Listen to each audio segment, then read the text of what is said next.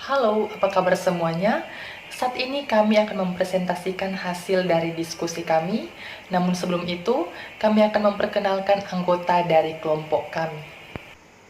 Aurelia Rendonowo NIM 19061, Christian Mangansuhe NIM 19064, Daniel Limboto NIM 19065, Ramona Sasolo NIM 19075, Betseba Octavia NIM 19083, Dei Pranata NIM 19087, dan Feby Pulitan NIM 19089. Kami dari kelompok 4 akan membahas mengenai manajemen surveillance epidemiologi penyakit potensi KLB di Dinas Kesehatan Kabupaten Karanganyar tahun 2014. Kita masuk dalam pengertian surveillance epidemiologi. Surveillance epidemiologi merupakan kegiatan analisis secara sistematis dan terus-menerus terhadap penyakit dan kondisi yang mempengaruhi terjadinya peningkatan dan penularan penyakit atau masalah-masalah kesehatan. Dikutip dari Depkes Republik Indonesia tahun 2003. Baik, sekarang kita masuk pada bagian pencatatan data surveillance epidemiologi. Pencatatan data surveillance epidemiologi penyakit potensial KLB Dinas Kesehatan Kabupaten Karanganyar dilaksanakan mulai dari bidan desa, petugas surveillance puskesmas, hingga petugas surveillance Dinas Kesehatan Kabupaten. Hal ini dilakukan secara terus-menerus dan dilaporkan ke Dinas Kesehatan Kabupaten Karanganyar. Data yang dituliskan sesuai dengan formulir kasus penyakit tertentu yang telah disiapkan oleh Dinas Kesehatan Kabupaten Karanganyar. Kita masuk ke dalam pengumpulan data.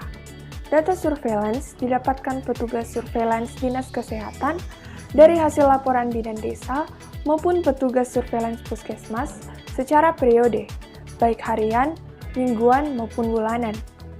Data yang dikumpulkan ialah data epidemiologi yang jelas, tepat, dan ada hubungannya dengan penyakit yang bersangkutan. Selanjutnya, pengolahan data. Petugas surveillance Dinas Kesehatan melakukan pengolahan data sebagai berikut. Yang pertama, petugas surveillance Dinas Kesehatan menentukan kelompok atau golongan populasi yang memiliki risiko terbesar terserang penyakit. Misalnya dalam kasus demam berdarah dengue, kelompok umur yang memiliki risiko terbesar adalah balita. Yang kedua, petugas surveillance Dinas Kesehatan menentukan jenis agen dari kasus yang sedang terjadi. Misalnya terjadi kasus KLB keracunan makanan dari hasil pemeriksaan laboratorium untuk makanan yang dicurigai sebagai penyebab keracunan tersebut. Yang ketiga, petugas surveillance Dinas Kesehatan mencatat kejadian penyakit secara keseluruhan, mulai dari awal terjadi sampai penanganan penyakit tersebut dan pengawasannya.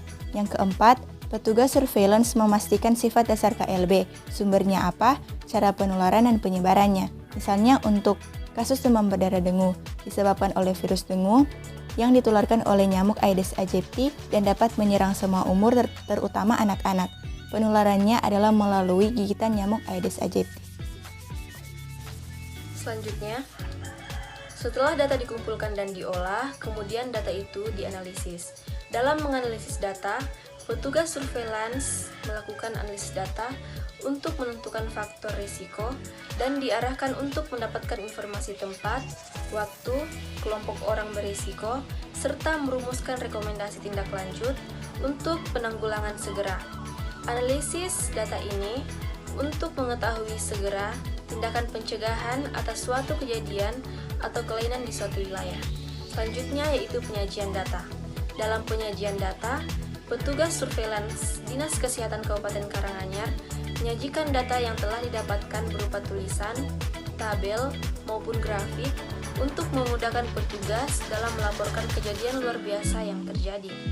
Penyajian data ini mendukung kegiatan kewaspadaan dini kejadian luar biasa yang terjadi di suatu daerah atau suatu tempat kerja.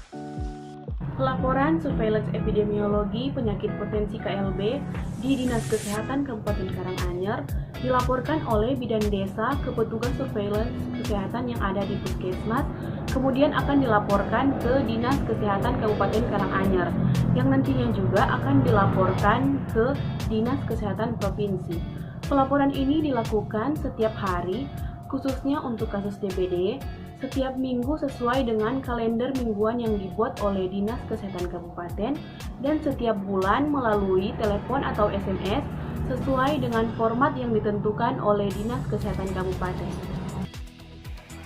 Setelah data diolah dan dilaporkan, tentunya akan ada feedback dari pelaporan tersebut. Feedback pelaporan surveillance epidemiologi penyakit potensial KLB di Dinas Kesehatan Kabupaten Karanganyar rela segera menindaklanjuti pelaporan tersebut tergantung besarnya masalah, luas masalah, jumlah kasus dan jenis kasusnya.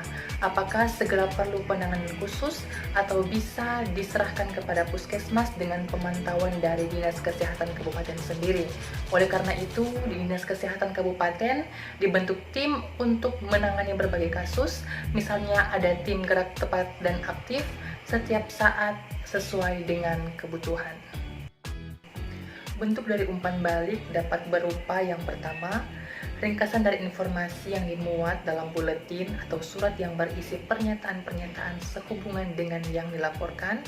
Yang kedua, kunjungan ke tempat asal laporan untuk mengetahui keadaan yang sebenarnya serta mengadakan pembetulan-pembetulan atau koreksi jika diperlukan. Kesimpulan singkatnya, menurut kelompok kami, apa yang telah dibahas dalam jurnal telah sesuai dengan materi yang ada, mulai dari pengolahan data, pelaporan sampai kepada feedbacknya. Demikianlah presentasi dari kami kelompok 4, diucapkan banyak terima kasih dan salam sehat.